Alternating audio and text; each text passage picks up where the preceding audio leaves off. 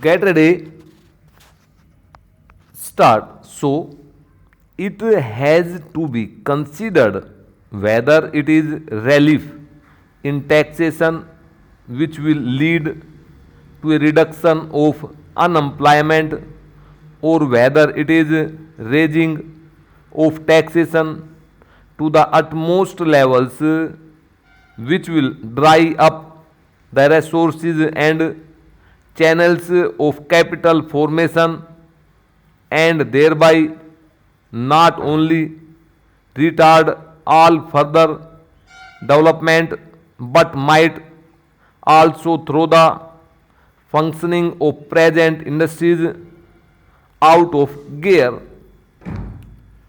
So, my submission is that when the taxation inquiry committee has been appointed, it is only logical to expect that no substantial changes in the taxation structure will be made until the findings of that expert committee are known, until we know the incidence of taxation in the various sectors of our economy.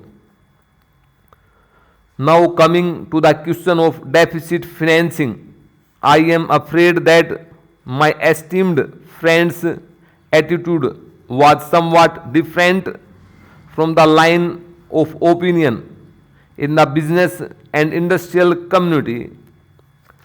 Not that we advocate deficit financing for bringing any artificial rise in prices, but the fact is that those who have criticized deficit financing have not suggested any other alternative or made any other constructive suggestion which will bring about necessary development plans.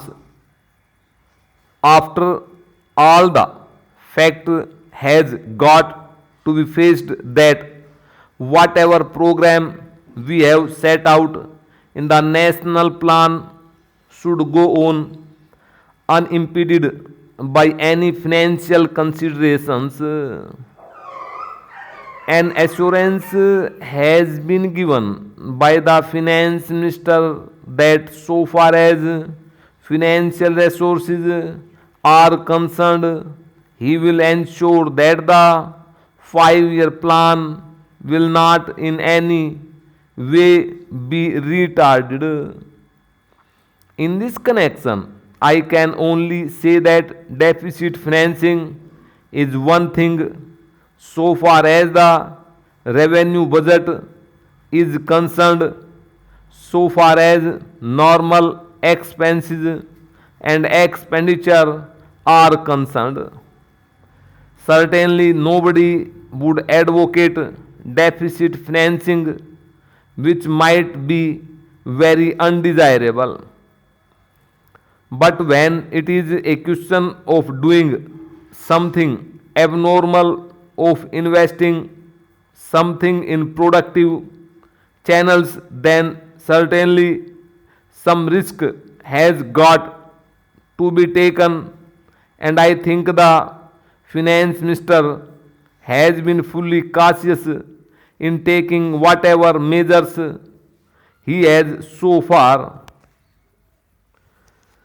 We know the measures that the government took for contracting money supply about the end of 1950 and certain other measures adopted which brought about a slump.